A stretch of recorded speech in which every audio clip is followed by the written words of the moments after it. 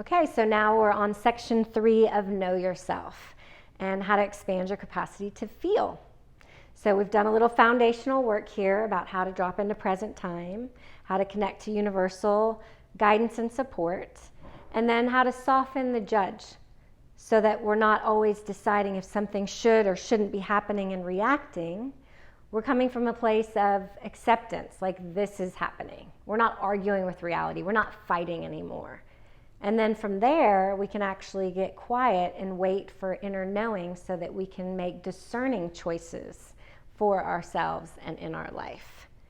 So even more about expanding our capacity to be with ourselves is to include the full breadth of our feelings. So why is this difficult and why would we even want to do this?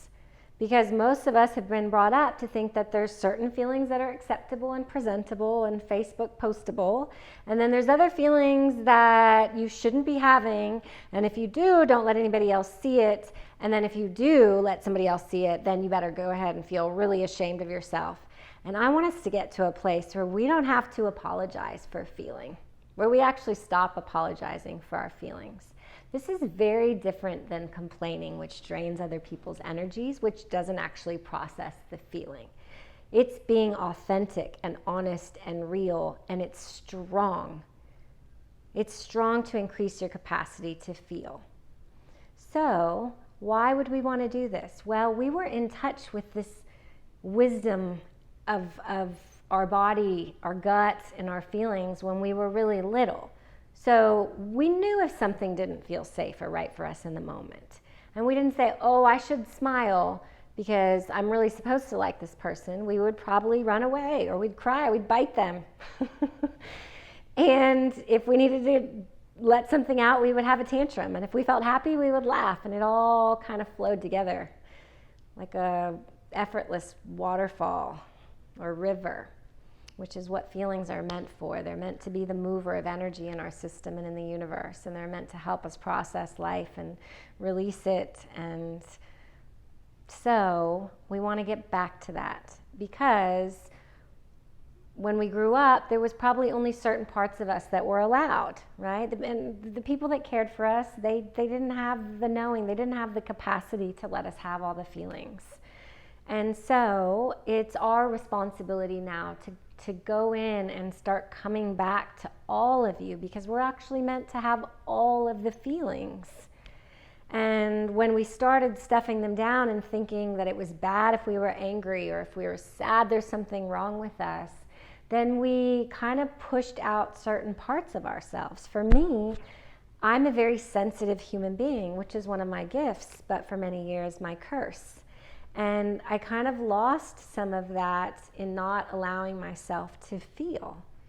And what's another example? Anger. If I feel angry, then now I know that it's time for me to say no, to set a boundary, to go to bed, to do some of the things that I need to do, because that is a sign for me that something is at its limit.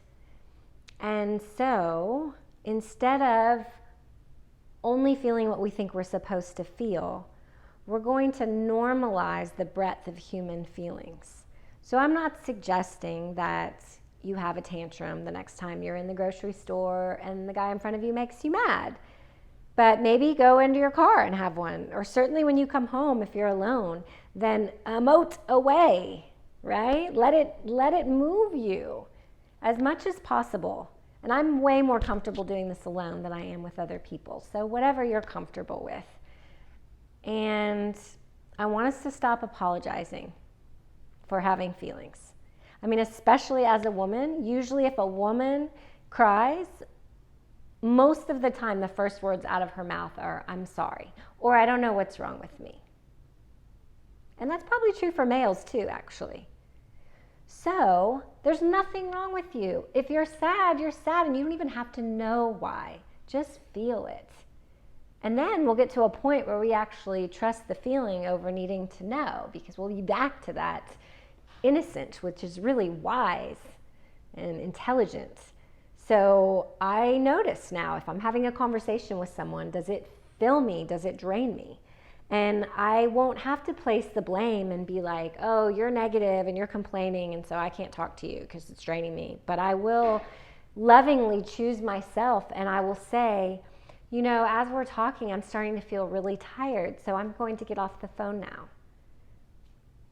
Without too much of an explanation, without apology, because I've learned to value my own feelings as being my guide to what is right for me in the moment. And not to make me right and them wrong. It's just how I tune in. So we're going to have some practices where we increase our capacity to feel, where we don't take our feelings so personally, where we don't identify with them. Say you check in for a moment and you're like, whoa, I'm feeling really anxious. Normally, the mind would be like, you can't feel anxious. You've got to get up and do something else or feel better. But if you say, oh, so this is happening, so I have anxiety pulsing through me.